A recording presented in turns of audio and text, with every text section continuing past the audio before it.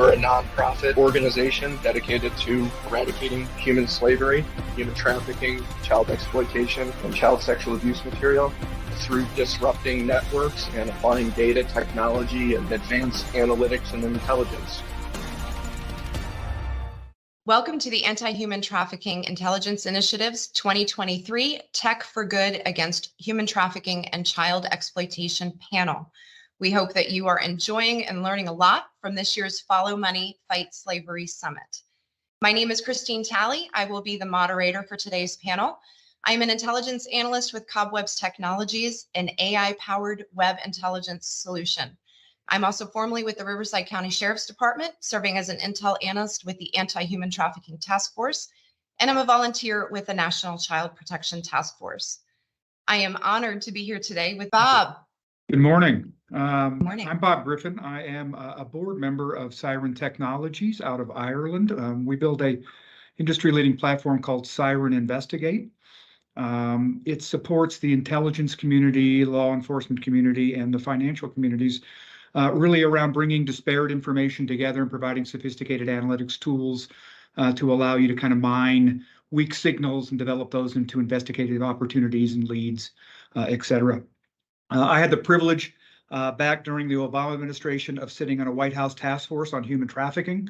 I would like to say, boy, we did a great job and we've solved all these problems. Unfortunately, it's becoming more and more of a concern every day, as well. It should be. The important thing is to pay attention to it and have events like this where we continue to highlight the need for being able to solve and service these kinds of problems. Thank you, Bob. And you bring up a great point, and this is actually where I would like for us to start today. The United Nations Office on Drugs and Crime releases a global report on trafficking every 2 years. So they just released their most recent report in January. Reading through those findings, I see things that are very concerning in our fight against trafficking. So for the first time in the 20 years that they've been collecting this data, they're actually seeing a decrease in the number of victims that are being identified globally. There's also been a decrease in the number of human trafficking convictions. So again, this leads us to an interesting question. And Bob, obviously, because you've been on the front lines of this for such a long time, we are seeing incredible advancements in technology in the last 20 years. And so you'd think that we would be making strides in this. But as you and I have talked about before, the technology is a double-edged sword, isn't it? Yeah, it absolutely is. You know, it's funny, this gray hair is real, what's left of it. And it's from either being in or servicing this community for, God, almost 50 years. It's been a long time, 40 years. I'm sorry, I'm not that old, 40 years. But, the interesting issue is that we have to kind of keep in mind is that, in the traditional kind of technology environment as it applies to the good guys versus the bad guys, bad guys are early adopters of technology. They have looked at technology as a way to facilitate what I call the ultimate, pay for performance job. If they do something nefarious and can make money at it, that's how they get paid. Human traffickers are not only early adopters, but they're also early adapters. They will change as technology changes in order to circumvent the events that technology kind of help uncover and discover. They have, unfortunately, more money at this than the good guys do, and they can throw at it and adapt it faster to the solution. And that puts, that side really kind of against, this side from a perspective of how fast can they move. The thing that I've always believed is that technology can move faster than the speed of threat. The challenge is how quickly can we assimilate what technology is telling us? How quickly can we use those kinds of things to help circumvent these challenges? These bad guys can throw money at it now, and now with kind of prosumer technologies. In the old days, they only had access to kind of mundane, basic level types of technologies. Now with these kind of prosumer tech, that's widely available, they can simply build their own tunnels or their own pathways and deploy their own tech or hire, really qualified freelancers. It's not just giving, it's not just one technology. It's kind of a mosaic, that's constituting or comprising that kind of requisite observational space. And so we have to be as advanced as possible, continuing to look at all of those weak signals out there as quickly as possible, make some decisions, get people to understand what's happening in that observation space, and allow them to kind of take action as quickly as possible if we're going to make a real dent in these kinds of things. So it's a challenge. This is not an easy problem set to solve. Absolutely. Thank you. So I want to kind of move along here, and when we talk about trafficking, and I think sex trafficking obviously gets a lot of the media, but statistically, actually, there's more activity involved in labor trafficking. Bob, did you want to chime in on that? Yeah, the whole opportunities around open source.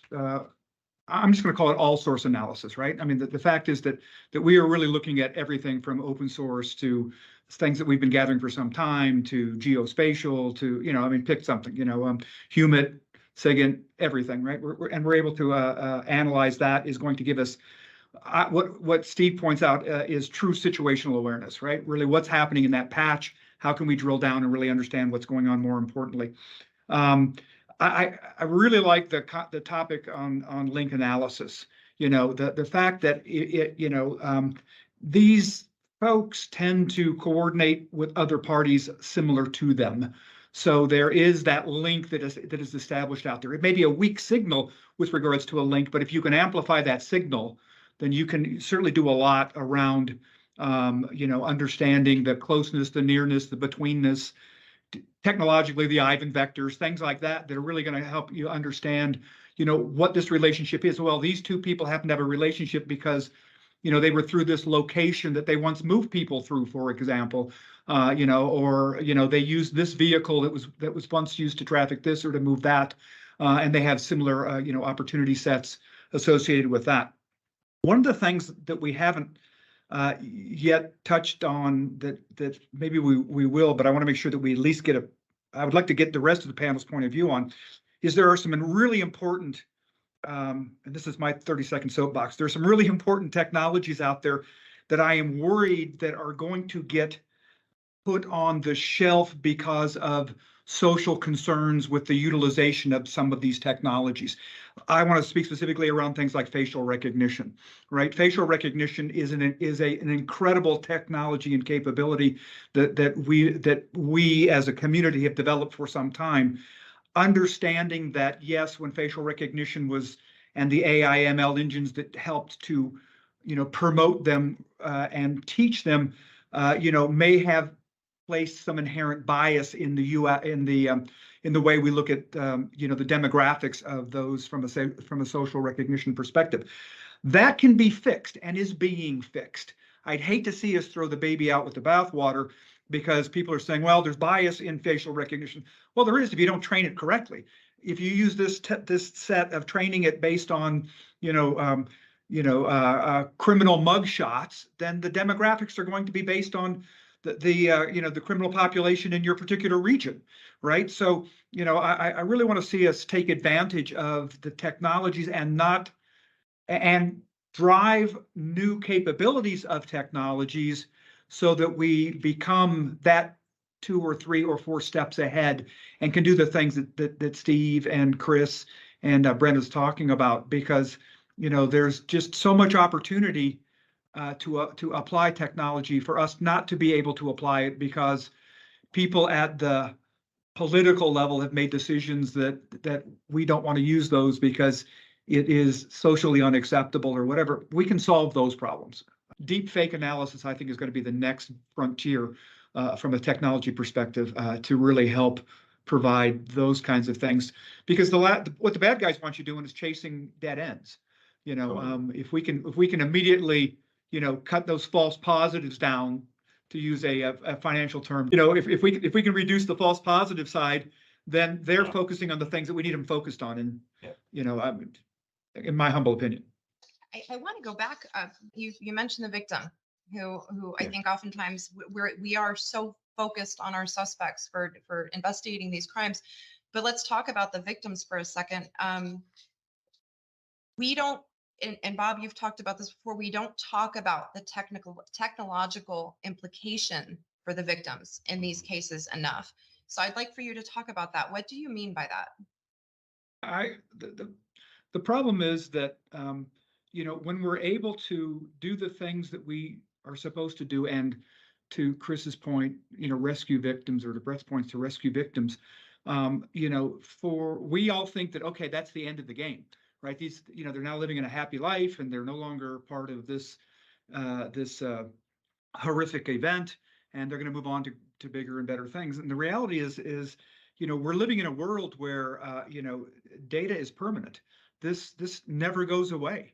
And unfortunately, the technologies allow those people that have perpetrated the crime on the victim to continue to perpetrate that crime over time by continuing those abilities to interact with those victims, or keep those victims in front of mind with regards to the events that they went through and so forth. So they never get a chance to heal, because they're always under the guise of, gee, this happened. Why didn't you just run away when you could? They brought you in to clean a slaughterhouse. Why didn't you decide to walk to an adult and say, hey, I'm only 13 years old and I'm whatever?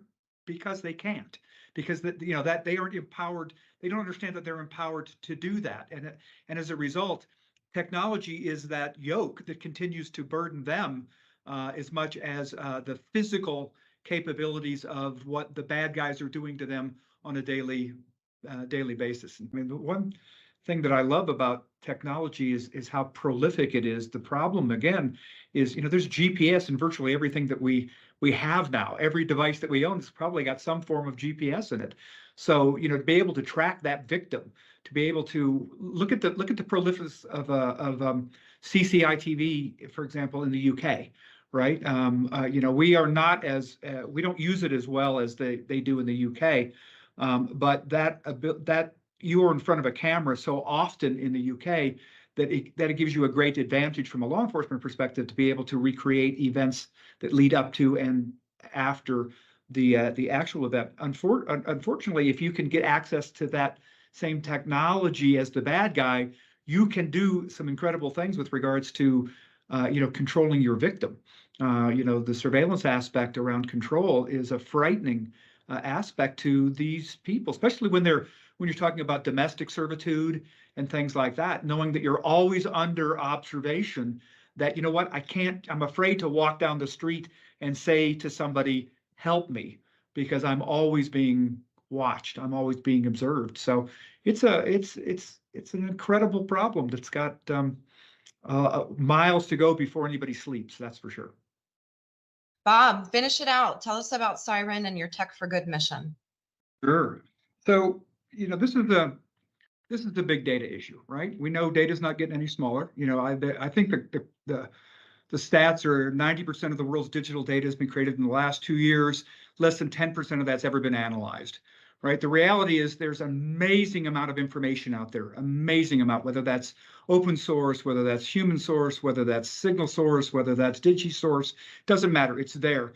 What we wanted to do, and what we've been able to successfully do, is to build an all-source platform to allow you to bring that information together, provide a series of sophisticated tools to, as I said earlier, move faster than the speed of threat and assimilate what that world is telling you. Develop a common operating picture so you can really understand what's happening out there in your world and what things that you can to make a difference at it. I'm a strong believer that what do they say? Digital is king, right? Data is king, and the whole digital data thing is king. Access and distribution in the right hands is King Kong. It can make a massive difference in what we can do to change up what's happening here. And we made a decision that we were going to build an all-source platform. We're going to partner with people on the data side, like the Shadow Dragons of the world and the Sensings of the world, to do identity deconfliction, and let them do what they do best. Bring it all together and really allow it, with our partnership with Elastic, to give you a limitless, scalable platform that will give you the capability really to assimilate faster than the speed of threat. And that's kind of our goal. Excellent. My last question that I wanted to ask, and Bob, I think I know what your answer might be, but what are we going to be talking about as far as trends in technology for for next year at next year's summit? The power of big data in the right hands, being able to assimilate what information can tell us and being able to action it very quickly. Thank you. Thank you so much.